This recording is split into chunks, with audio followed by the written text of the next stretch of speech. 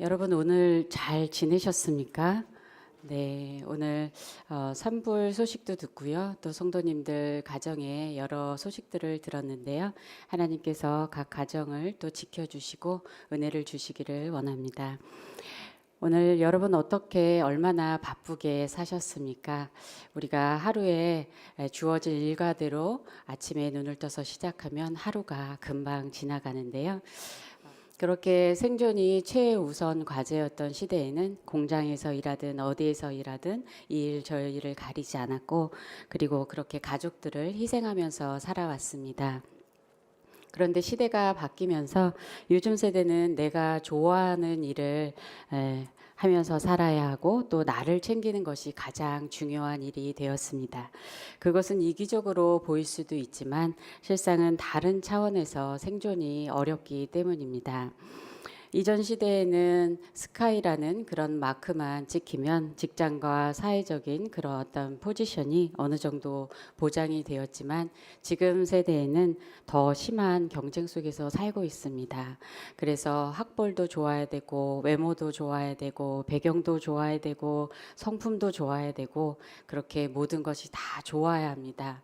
그래서 젊은 세대들은 계속해서 여러 가지 스펙들을 쌓아오는데 그런데 정신건강, 자존감이라는 것도 좋아야 해서 그것도 계속해서 매일매일 더 좋은 자존감을 갖기 위해서 쌓는 그러한 것이 한동안 유행을 했습니다. 자신을 돌보는 것은 참 좋은 일인데 그것도 또 다른 무엇인가를 위해서 자신을 챙겨야 하는 그런 시대가 되었는데요. 그래서 참 너무 힘든 것이죠. 그래서 그 다음에는 이런 책들이 인기를 얻고 있습니다. 나는 나대로 살기로 했다. 그리고 하마터면 열심히 살 뻔했다. 이런 책들이죠. 이것을 보면 이전 세대이든 또 지금 세대이든 나름대로 살아가기 위해서 정말 힘들고 지친 그러한 모습을 볼 수 있습니다. 그러면 우리는 우리의 인생을 어떻게 보아야 할까요? 앞에서 본 영화를 만든 찰리 채플린은 이런 유명한 말을 하였습니다. 인생은 가까이서 보면 비극이지만 멀리서 보면 희극이다. 내 인생은 힘든 비극으로 보이는데 다른 사람의 인생은 겉으로 멀리서 보면 다 좋아 보이는 것입니다. 또는 또 내 인생을 볼 때에도 힘든 상황에 깊이 빠져 있으면 너무나 힘든데 또 조금만 바깥으로 나와서 바라보면 또 희극으로 보일 수도 있다는 것이죠. 그래서 찰리 채플린은 이 말을 한 후에 그래서 나는 멀리 보려고 한다라고 말을 했습니다. 지금 여러분의 삶은 희극이십니까? 비극이십니까? 아니면 희극과 비극의 연속극 시리즈이십니까? 오늘 나누고자 하는 시편 55편에 쓴 다윗의 인생을 보면 또한 비극과 희극이 섞여 있습니다. 자신을 죽이려는 사울왕을 피해서 그렇게 동굴로 사막으로 또 밤낮으로 그렇게 험난한 고비고비를 넘어왔죠. 그리고 왕이 된 다윗은 다윗성을 세우고 또 다윗의 장막을 세우며 그렇게 하나님을 예배하며 희극과 같은 삶을 잠시 살았습니다. 그런데 오늘 55편의 이 이야기의 배경을 보면 다름 아닌 아들 압살롬과 그리고 모사이고 친구였던 그 아히도벨이 반역을 하여서 하루아침에 왕위를 버리고 그 성을 도망하는 그러한 신세가 되었습니다. 성을 나오는 길에 그는 머리를 가리고 맨발로 울면서 그렇게 가는데 또 거기다가 그를 비웃고 저주하는 사람도 나타납니다. 배신과 비웃음, 수치 그리고 두려움 등의 그 고통 가운데서 다윗은 하나님을 찾으며 탄식하기 시작하는 것입니다. 이것이 우리의 인생의 탄식과 비슷합니다. 오늘 말씀의 1절에서 2절을 보시면 하나님이여 내 기도에 귀를 기울이시고 내가 간구할 때에 숨지 마소서. 내게 굽히사 응답하소서. 내가 근심으로 편하지 못하며 탄식하오니라고 합니다. 여기서 편하지 못하다라는 이 말은 헤매이다, 쉼이 없다라는 그러한 뜻으로 고난 가운데 몸도 마음도 쉬지 못하고 방황하는 그러한 모습입니다. 다윗의 간구와 탄식 소리를 그렇게 들으시고 귀를 기울이시는 하나님께서는 오늘 우리가 앞에서 읽은 22절 말씀에서 내 짐을 내게 맡기라고 그렇게 말씀하십니다. 우리도 여러 힘든 그러한 상황과 아픈 마음들, 그 짐들을 오늘 하나님께 맡기기를 원합니다.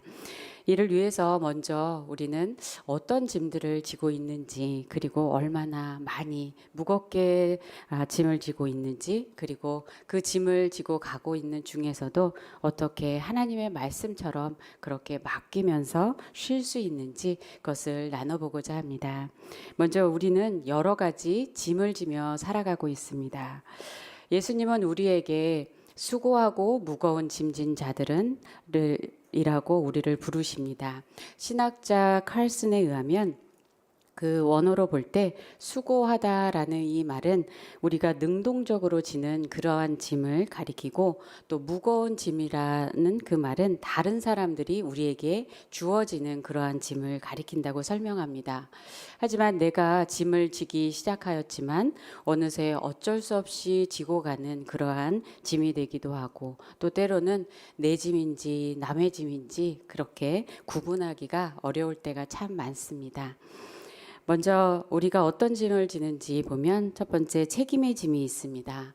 우리는 여러 가지 역할에 따른 책임들을 감당하며 살고 있습니다. 가족 간에는 남편이며 아내이며 또 어머니이고 또 아버지이고 아들이고 딸입니다. 우리가 사는 이 고령화 시대 속에서는 그런데 그 역할의 기간이 점점 더 늘어나고 있습니다. 예를 들면 나도 부모가 되어서 노년이 되었는데 더 고령의 부모를 모심으로써 또 자녀로서의 그 역할 기간이 오랫동안 늘어나게 되는 것이죠. 그러므로 동시에 우리는 여러 역할들과 책임을 감당하면서 그렇게 살아가고 있습니다. 그리고 직장에서, 사회에서, 그리고 우리 교회에서 여러 포지션에 따라서 일을 하고 있습니다. 그 일들이 참 보람되고 즐거울 때도 있으시죠? 그러시죠? 네. 그런데 그렇게 좋을 때도 있지만 때로는 짐이 되어서 힘이 들 때도 있습니다. 이스라엘 백성을 이끌고 가던 하나님의 선지자였던 그 모세조차도 이런 말을 하였습니다. 민수기 11장 11절에서 어찌하여 주께서 종을 괴롭게 하시나이까?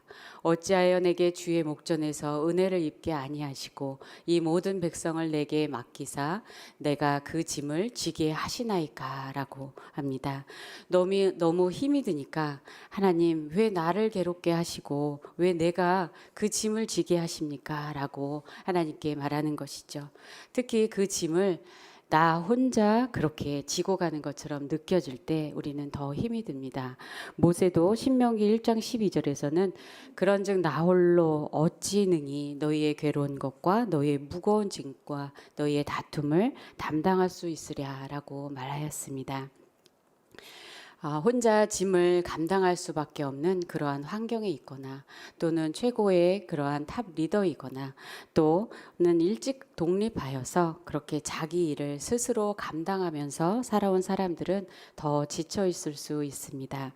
그런데 그러한 사람일수록 그 일과 역할이 바로 자기 자신이 되어버렸고, 또 내가 쉬면 아무것도 안 될 거라는 그러한 막중한 책임감 때문에 잠시라도 쉬기가 참 어렵습니다. 혹시 여기 있는 분 중에 내가 절대로 쉬면 우리 가족은 살아갈 수 없어 라고 그렇게 생각이 드는, 고개를 저절로 아니라고 하는 분도 계시는데요. 그런 책임감을 갖고 살아가는 분들도 계시죠. 그러하다 보면 그런데 우리는 어느새 감당할 수 없는 그러한 무게로 조금씩 무너지는 것을 경험합니다. 그 무너짐이 우리의 몸으로 나타나서 몸이 아프기도 하고요. 그리고 잘 지나가는 줄 알았는데 갑자기 어떤 일이 또 터지거나 또 잘 유지하고 있었는데 어떤 지위들을, 역할들을 잃어버리는 그러한 것들을 경험하게 됩니다. 그러한 것이 대부분 중년의 때에 나타나면서 여러 상실감을 또 경험하게 되는데요. 그러면서 우리가 느끼는 것은 인생이라는 것이 내 마음대로 다 되는 것이 아니라는 것, 그리고 나도 연약한 인생이라는 것을 우리는 점점 깨닫게 됩니다. 두 번째로 우리는 관계의 짐이 있습니다. 여러 역할은 다양한 그러한 관계와 연결이 되는데요. 건강한 관계는 사랑을 나누면서 힘이 되지만 또 건강하지 못한 관계들은 여러 상처들을 줍니다. 특별히 가족 관계는 가까이서 잘 알기 때문에 힘이 될 수도 있고 또 한편으로는 가까이서 약점을 찌르면 더 큰 상처를 입게 됩니다. 또한 우리의 가족 중에 누군가가 아프거나 또 경제적으로 정서적으로 한 사람이 다 서포트를 해야 하는 그런 경우가 되면 어느새 가족이 짐이 되기도 합니다. 그런데 가족을 짐이라고 느끼게 될 때는 사랑하는 가족을 향해서 또한 죄책감도 들게 됩니다. 그리고 도움을 받는 그 가족은 어느새 가족에게 내가 짐이 되는 거 아닌가라는 생각이 들수록 그렇게 더 외로움을 느끼게 됩니다. 그리고 화목했던 관계들도 원수가 되기도 합니다. 원래 원수가 악하게 그렇게 핍박해도 힘들지만 좋았던 관계들이 변할 때 우리는 정말 가슴이 아픕니다.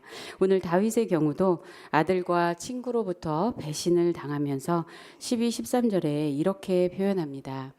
나를 책망하는 자는 원수가 아니라 원수일진데 내가 참았으리라. 나를 대하여 자기를 높이는 자는 나를 미워하는 자가 아니라 미워하는 자일진데 내가 그를 피하여 숨었으리라. 그는 곧 너로다. 나의 동료, 나의 친구요, 나의 가까운 친으로다. 이렇게 변하는 관계 속에서 살고 있는 것이 우리의 삶의 모습입니다. 세 번째, 감정의 짐이 있습니다. 이모셔널 배기지라고 그렇게 우리가 보통 말하는데요. 살아오면서 우리의 마음 안에는 즐겁고 기쁜 그러한 감정도 쌓이지만 슬픔과 고통스러운 그러한 감정도 쌓입니다. 우리 안에 어떤 감정이 많이 쌓이느냐는 과거에 어떤 경험들을 많이 하였고 또 그것이 어떻게 기억되느냐와 연결이 되어 있습니다. 그런데 대부분 감정의 짐이라는 것은 과거에 슬프고 외롭고 또 괴로운 감정을 우리 안에 쌓아놓고 또 스스로 고통받으면서 여행 가방처럼 그렇게 끌고 다니는 모습을 가리킵니다. 그런데 이러한 감정의 짐은 현재 우리의 상황에도 부정적으로 영향을 미치는데요. 감정의 짐이 많은 사람은 마음에 여유가 없어서 작은 일에도 예민하게 반응하고 또 갑자기 욱하여서 그렇게 화를 내기도 합니다. 그리고 같은 고통도 이미 쌓였던 그 고통 때문에 더 크게 느끼게 됩니다. 다윗의 경우에 오늘 4절에서 5절에 그의 모습을 볼 수가 있습니다.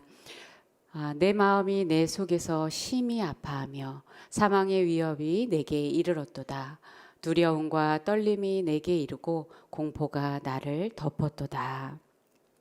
다윗은 마음이 심히 아프다고 말합니다. 그러면서 사망의 위험, 두려움, 떨림이 내게 이르고 공포에 그렇게 둘러싸이는 것입니다.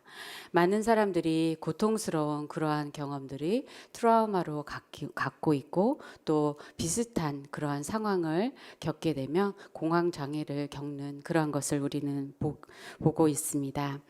그런데 다윗은 이러한 감정들을 경험할 때마다 하나님께 눈물로 쏟아내며 탄식하며 그렇게 토로하여 왔습니다.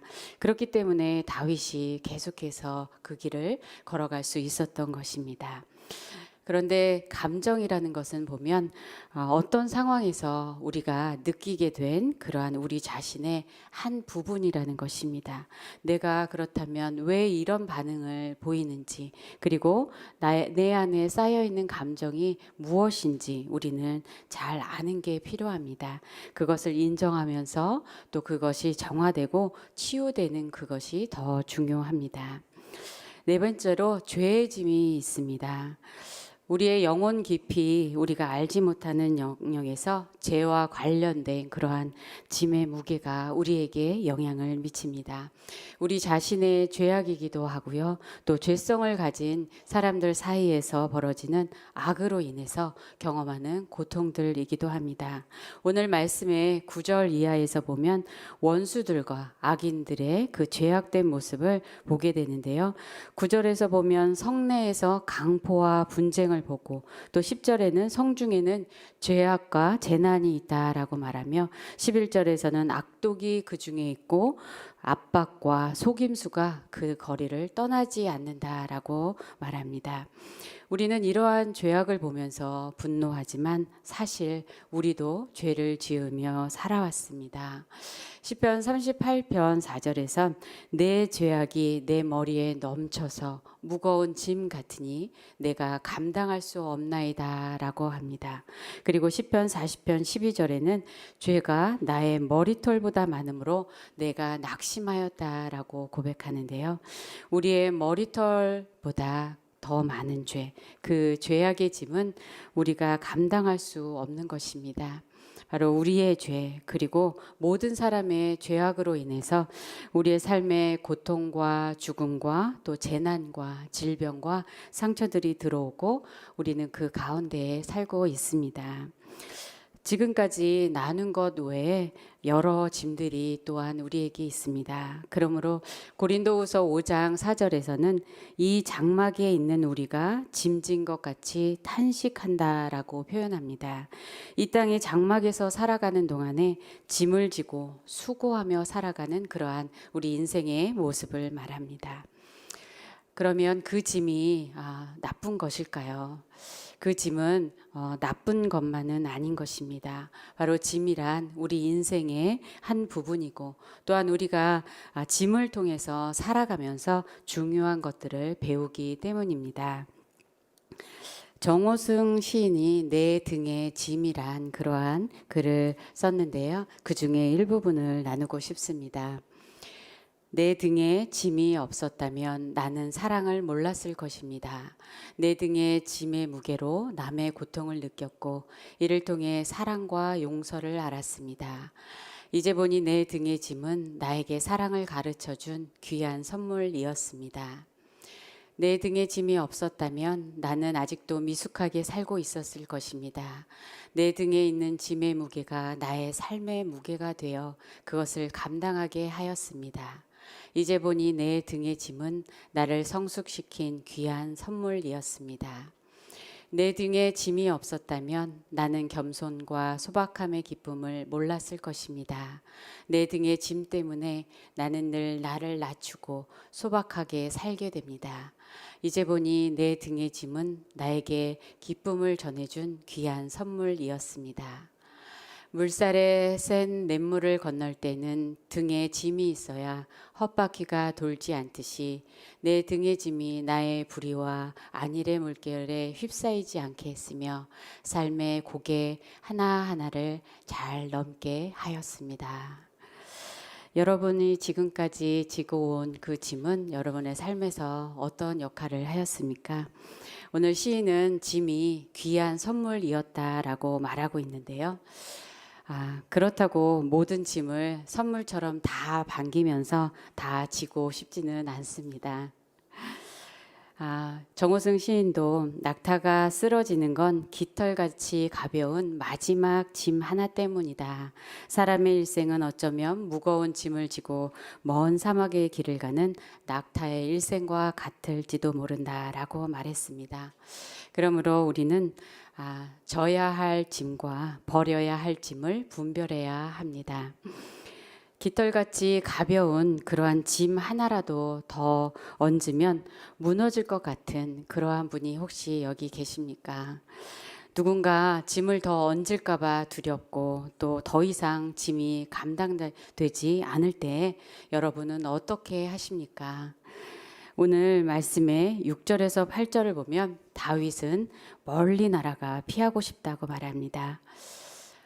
나는 말하기를 만일 내게 비둘기같이 날개가 있다면 날아가서 편히 쉬리로다. 내가 멀리 날아가서 광야에 머무르리로다. 내가 나의 피난처로 속히 가서 폭풍과 광풍을 피하리라 하였도다. 정말 우리도 때로 이런 생각을 할 때가 있죠. 멀리 날아가서 아무도 없는 곳, 그것이 광야일지라도 아무도 나를 방해하지 않는 그런 곳에 피난처로 가서 그렇게 쉬고 싶은 마음이 들 때가 있습니다. 전에 엄마를 찾지 마라는 그러한 프로그램이 있었는데요. 혹시 아시는 분 계세요? 엄마들에게 100만 원을 주고 하루 동안 원하는 대로 쓰고 또 원하는 것을 무엇이든지 할 수 있는 그런 휴가를 주는 프로그램이었습니다. 그리고 나머지 가족들은 그런데 엄마가 어디에 갔을지, 엄마가 지금쯤 어디에 있을지, 우리 엄마가 무엇을 좋아했을지 그것을 생각하면서 추적해가는 그러한 프로그램이었는데요. 그 제목들을 보면 오남매 독박 육아를 하는 엄마, 또 하루 5끼 오식이 남편이여 잘 있거라 하고 나간 아내, 또 맏며느리 맏딸 노릇 21년 오늘은 쉽니다. 또 위기의 갱년기 엄마, 그리고 황혼 육아에 지친 할머니, 그리고 3남매 싱글 데디 9년 만에 휴식, 이러한 제목들입니다. 정말 하루라도 쉼이 필요한 사람들이 떠나면서 자기가 정말 하고 싶었던 게 무엇인지 하는 것을 보았는데요. 그런데 그게 그렇게 커다란 일이 아니라 일상의 작은 일들이었던 것을 저도 이 프로그램을 몇 번 보았는데요. 커피를 조용히 음미하면서 젊은 엄마들은 고개를 끄덕이시는데요. 그렇게 조용히 혼자서 분위기를 내면서 마셔보는 것. 그리고 아기들 또 아이들의 그 짐을 들지 않고 혼자 정말 가볍게 그렇게 예쁜 백을 메고 나가는 것. 그리고 또 자기가 정말 먹고 싶은 것을 사 먹어 보는 것. 그리고 가족을 위해서 무엇을 음식을 만드는 것이 아니라 자신을 위해서 그렇게 자신이 원하는 것을 찾아가는 것, 그런 모습들을 보면서 참 우리의 일상에서 하지 못하는 그것들이 누구에게는 아무렇지도 않은 일인데 누구에게는 정말 해보고 싶은 그러한 일이구나라는 것을 보았습니다.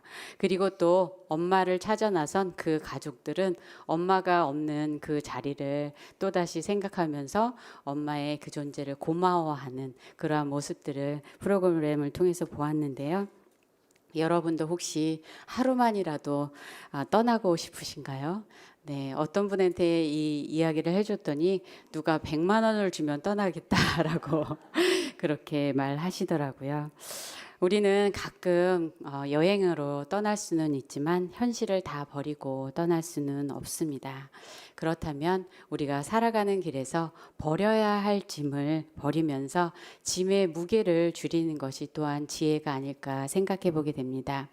히브리서 12장 1절에서는 무거운 짐을 벗어 버리라고 말하는데요. 새 번역으로 보면 그러므로 이렇게 구름대와 같이 수많은 증인이 우리를 둘러싸고 있으니 우리도 갖가지 무거운 짐과 얽매는 죄를 벗어버리고 우리 앞에 놓인 다름질을 참으면서 달려갑시다 라고 말합니다. 여기에서 무거운 짐은 마태복음 11장 28절에 그 무거운 짐과는 원어가 다른 것으로 여기서는 경주에 방해되는 쓸데없는 그러한 짐을 말합니다. 예를 들어서 경주할 때 온갖 화려한 그러한 치장을 다 하고 목걸이와 귀걸이와 멋진 명품 가방을 들고 그렇게 주렁주렁 나온다면 적절하지 않겠죠. 마찬가지로 우리 안에 있는 그러한 욕심들 때문에 더 많이 가지려고 하고 더 인정받으려 하고 하고 더 쌓으려고 하고 더 높이 올라가려고 하고 그러면서 많은 짐들을 쌓고 있지는 않은가 돌아보게 됩니다. 욕심이 우리에게 큰 짐이 되는 것이죠. 자신을 너무 크게 생각하고 또 중요하게 생각하면 심각해지고 무거워지는 것을 우리는 보게 되는데요. 그러므로 마음에 있는 그러한 욕심들을 비우고 가벼워지는 것이 필요합니다. 또한 우리는 인생의 사계절을 지나가면서 점차 짐을 내려놓는 지혜도 필요합니다. 특히 자녀들과의 관계에 있어서 그 끈을 점점 놓아야 한다고 하는데요. 50년간 정신과 전문의로 활동하셨던 이근후 교수님이 쓴 책 어차피 살 거라면 100살까지 유쾌하게 나이 드는 법이라는 책이 있는데요. 거기에서 보면 자녀와의 그 끈을 사춘기가 되면 30% 끈을 놓아주고 또 자녀가 성인이 되면 대학에 가는 그러한 나이가 되면 그때 30%를 또 놓아주고 그리고 결혼하면 30%를 놓아주라고 합니다. 그러면 남아있는 그 10%의 끈으로 만족하면서 시시콜콜 그렇게 알려고 하지도 말고 그렇다고 또 끈이 끊어지지는 않도록 그렇게 관심을 놓지 말라고 합니다. 여러분은 지금 자녀들과 몇 %의 그 끈의 강도를 쥐고 계신가요? 네. 그런데 마지막 그 10% 남았을 때에 그때에도 옆에 남아있는 사람은 누구 있죠? 네, 배우자가 남아있을 경우에 그 배우자를 버리지 말라고 합니다. 보통 결혼을 하고 나서 이혼을 하는 그러한 부부들이 많이 늘어나고 있는데요. 그래서 평소에 관계를 잘 가꾸라고 하는데요. 그 중에 하나는 지금까지 살아줘 있는 것만으로도 배우자에게 무조건 감사하라고 그렇게 말씀하십니다. 그러면서 이 아흔을 앞둔 그러한 교수님인데 마지막까지 잘 해주고 싶은 그 사람이 바로 아내라고 그렇게 말하는 그것을 보면서 감동이 되었습니다. 이제 우리가 그 짐을 지고 있는 것을 또한 하나님께 맡겨야 합니다. 우리는 버려야 할 짐을 버리고 또 줄여야 할 짐을 줄이고서는 짐을 계속 묵상하는 것이 아니라 오늘 말씀처럼 짐을 가지고 하나님 앞에 나아가야 합니다. 짐을 하나님께 맡겨야 합니다. 짐을 갖고 사는 게 참 힘들면서도 왜 우리는 하나님께 맡기지 못할까라는 그러한 생각을 해보게 됩니다. 그러면 우리에게 짐을 맡기라고 말씀하시는 그 하나님은 어떤 분이신지 오늘 말씀을 통해서 보기 원합니다. 첫 번째로 우리의 주 되시는 그 하나님께 우리는 짐을 맡길 수 있습니다. 여기서 맡긴다라는 그 말의 원어 샬라크는 던져버리다라는 뜻입니다. 던져버리듯이 짐을 하나님께 맡기고 다시 되찾지 않는 것을 말합니다. 우리는 짐을 하나님께 맡기죠. 네, 그리고 다시 찾아오세요. 아니면 정말 맡기세요. 네, 왠지 내가 또 지고 가야 할 것 같아서 다시 또 찾아옵니다. 그런데 이 원어로 뜻하면 원래 그것이 하나님의 것임으로 맡기라는 것입니다. 시편 22편 10절을 보면 내가 날 때부터 주께 맡긴 바 되었고 모태에서 나올 때부터 주는 나의 하나님이 되셨나이다 라고 합니다. 우리의 짐만이 아니라 날 때부터 우리의 자신이 바로 주께 맡겨진 바 된 그러한 생명이라는 것입니다. 그러므로 시편 71편 10절에서도 늙을 때에 나를 버리지 마시며 내 힘이 쇠약할 때에 나를 떠나지 마소서라고 말하는데요. 여기서 나를 버리지 마시라는 것은 원래의 뜻은 늙을 때에도 나를 맡아주시어 달라라는 것입니다. 우리는 날 때부터 주님께 맡겨진 그러한 생명이었고 또 힘이 쇠약해지는 그 생애의 마지막까지도 주님께서 맡아주실 것을 믿습니다. 그렇게 하나님은 우리의 삶의 주인이 되어 주시고 그 가운데 있는 모든 것을 하나님께서 다스리시는 그러한 주권 아래에 있으므로 맡길 수 있는 줄 믿습니다. 두 번째로 모든 것을 아시는 하나님께 맡깁니다.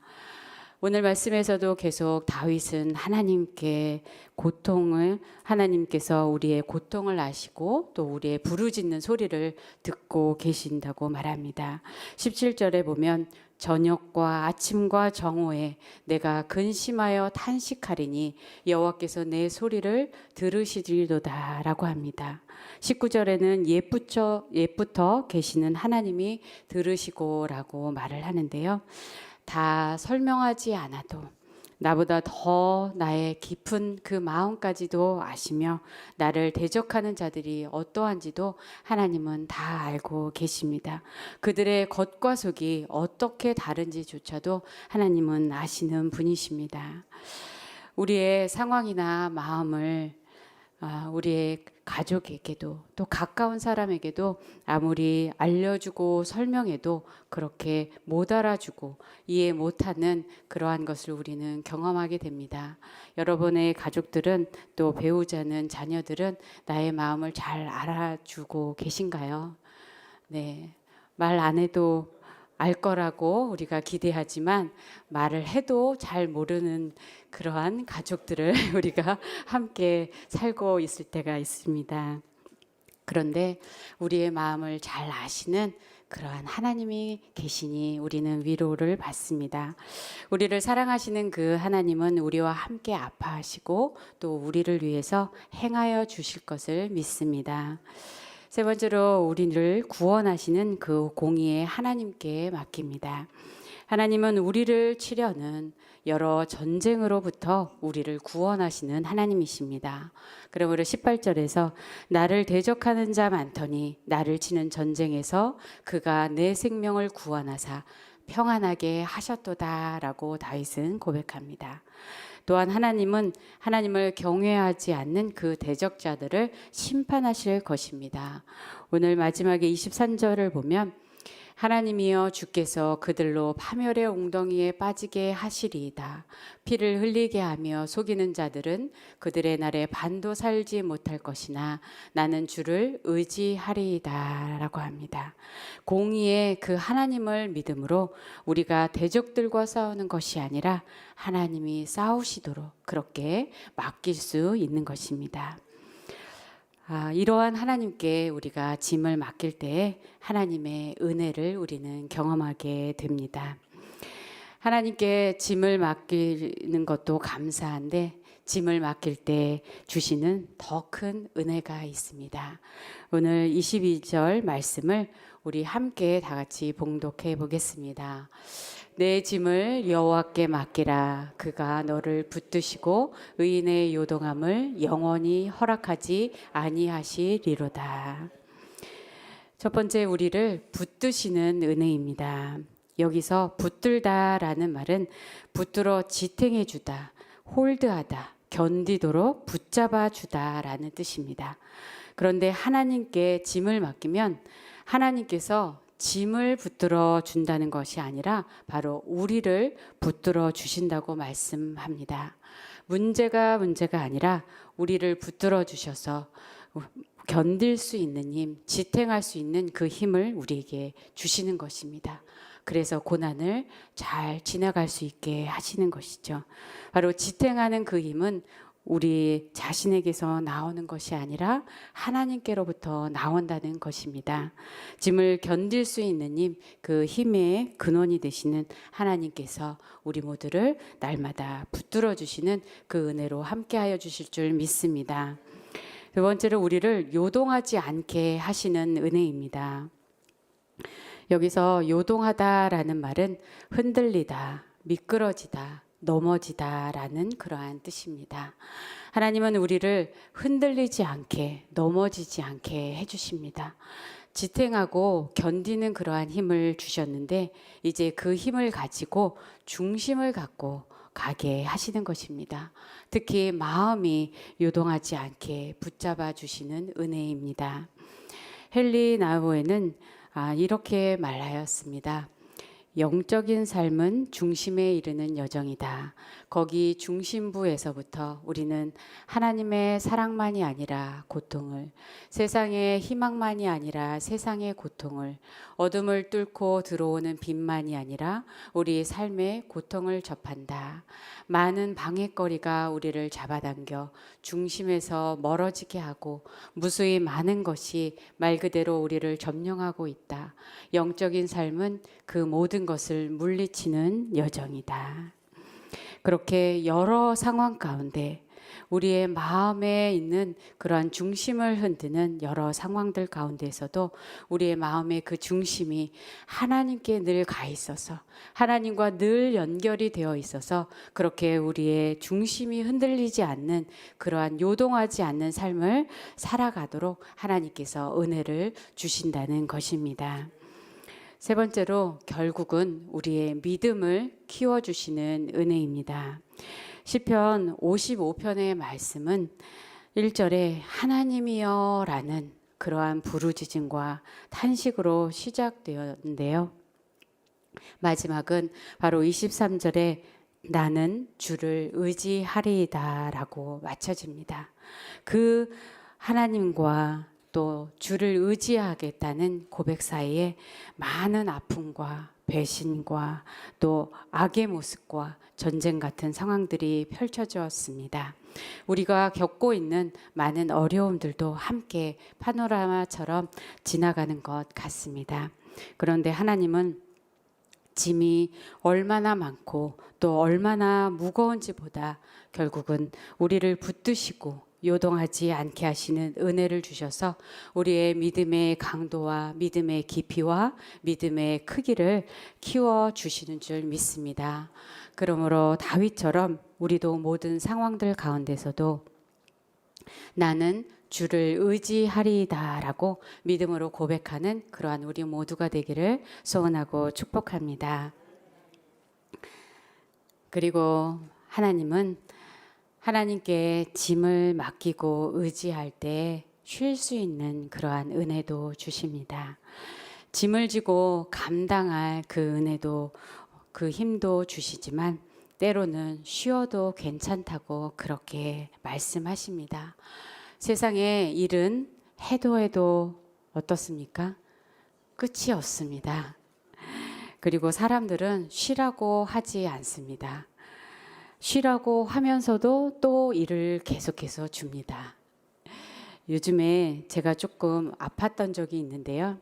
그런데 오 목사님께서 저의 눈치를 보시면서 일을 주시면서 쉬면서 일해라고 그렇게 말씀을 하셨습니다. 그리고 또 쉬라고 하시면서 또 계속 연락을 하시던 것입니다. 그래서 쉬라는 건지 일하라는 건지 고민을 하면서 그러면서 제가 배운 것은 저도 계속해서 멈추지 않고 그렇게 일을 계속하는 그러한 습관이 있는데요. 그런데 조금씩 그 음성을 하나님의 계시로 듣고 조금씩 쉬면서 일하고 그거를 배워가고 있습니다. 물론 오 목사님은 훨씬 더 일이 많으시죠. 우리 모두에게는 그렇게 쉬는 것이 필요합니다. 그러면 우리의 짐을 지시는 그 예수님 안에서 쉼을 주시는 그 은혜를 함께 누리기 원합니다. 진정한 쉼을 얻는 길은 주님 안에 있습니다. 쉼은 숨을 쉬는 시간입니다.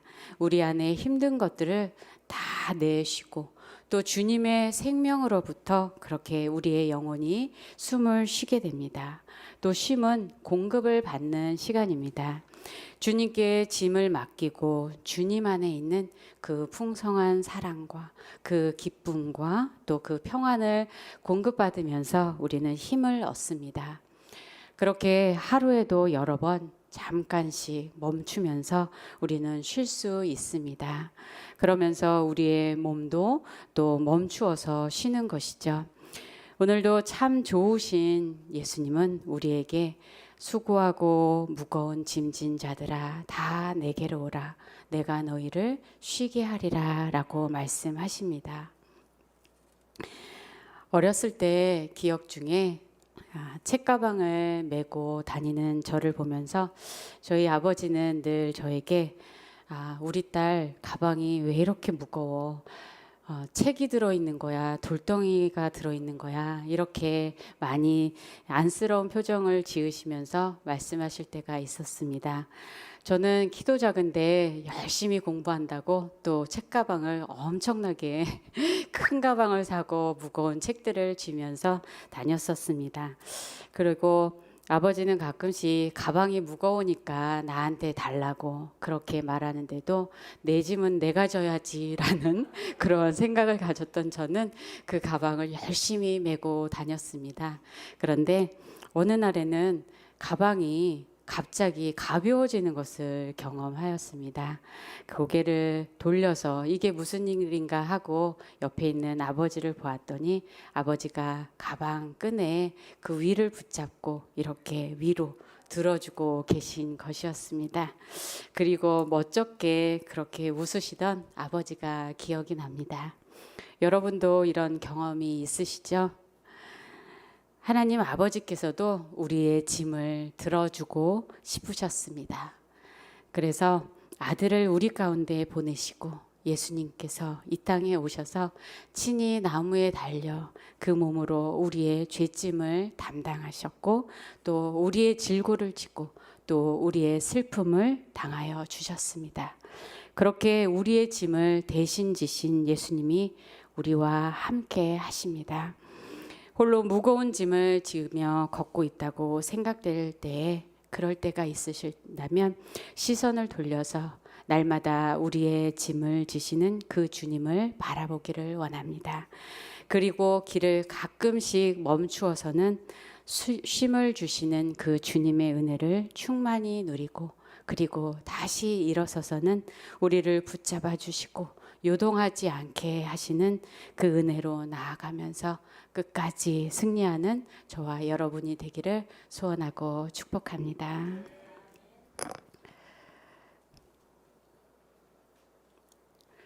좋으신 하나님 아버지,